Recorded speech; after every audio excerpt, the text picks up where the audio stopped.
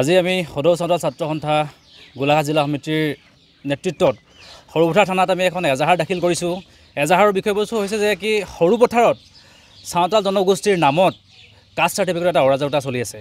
ইয়াতে সৰুপথাৰ মহকুমা সমিতি কাৰ্যালয়ৰ যোগেদি ইয়াতে বিভিন্ন মহলৰ এটা আইডেণ্টিফিকেশ্যন কৰা এটা অথৰিটি আছে। ইয়াতে বৰ্তমান সময়ত দেখা গৈছে কি অসম চাহ জনজাতি জাতীয় সন্মিলনীক ইয়াৰে যিসকল OBCৰ ভিতৰত চাহ জনগোষ্ঠীৰ যিখিনি জনগোষ্ঠী আছে তেখেতসকলক আইডেণ্টিফিকেশ্যনৰ কাৰণে তেখেতসকলক অথৰিটি দিয়া আছে।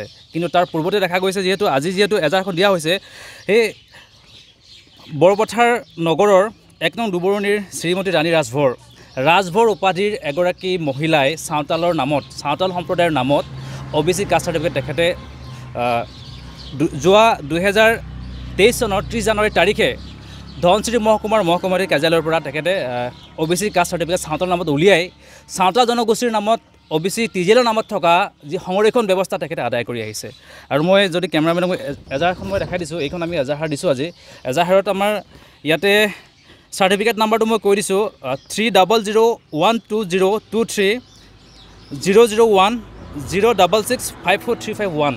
এই চাৰ্টিফিকেট নম্বৰ এইটো হৈছে ৰাণী ৰাজভৰ নামৰ ছোৱালীগৰাকীয়ে তেখেতে সৰুপথাৰৰ পৰা যিহেতু কাষ্টখন উলিয়াইছে। আমাৰ কথাটো হৈছে কি আমি বাৰম্বাৰ অসম চৰকাৰক আমি চাওতাল ছাত্ৰ সন্থাই কৈ আহিছোঁ যে অসমত বসবাস কৰা চাওতাল জনগোষ্ঠীৰ যিটো কাষ্টৰ চাৰ্টিফিকেট ইছ্যুৰ ছিষ্টেম আছে, সেই কাষ্ট চাৰ্টিফিকেট ইছ্যুৰ সময়ত যে আইডেণ্টিফিকেশ্যনৰ কাৰণে চাওতাল জনগোষ্ঠীৰ মানুহ নিয়োগ কৰিব লাগে।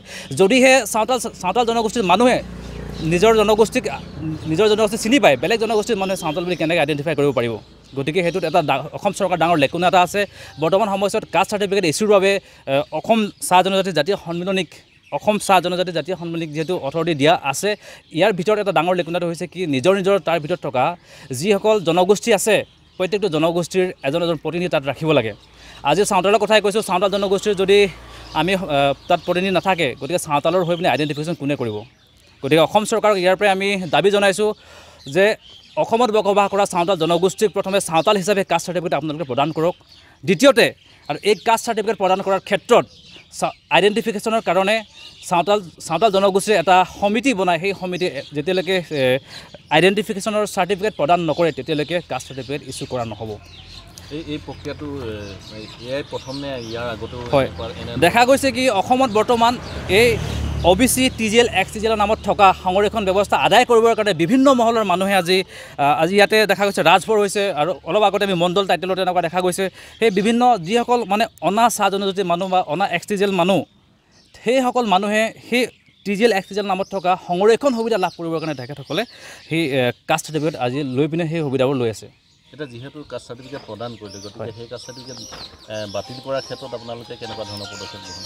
নিশ্চয়, আমি সেই কাষ্ট চাৰ্টিফিকেট আমি বৰ্তমান সময়ছোৱাত আমি ধনশিৰি মহকুমাৰ মহকুমাধিপতি মহোদয়ানিক আমি সাক্ষাৎ কৰিছোঁ। তেখেতক আমি জনাইছোঁ ইতিমধ্যে এইটো বিষয়ত যে ইয়াতে এটা সাংঘাতিক দুৰ্নীতি এটা চলি আছে। এই কাষ্ট চাৰ্টিফিকেটৰ যিটো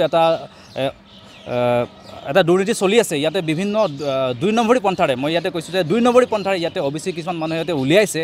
সেইটো বন্ধ হ'ব লাগে আৰু অসমত যাতে কোনেও এনেধৰণে আৰু অনাগত সময়ছোৱাত চাওতালৰ নামত যাতে কাষ্ট চাৰ্টিফিকেট উলিয়াই এই সুবিধাবোৰ আদায় কৰিবলৈ সাহস নকৰে, আমি সকীয়াই দিছোঁ।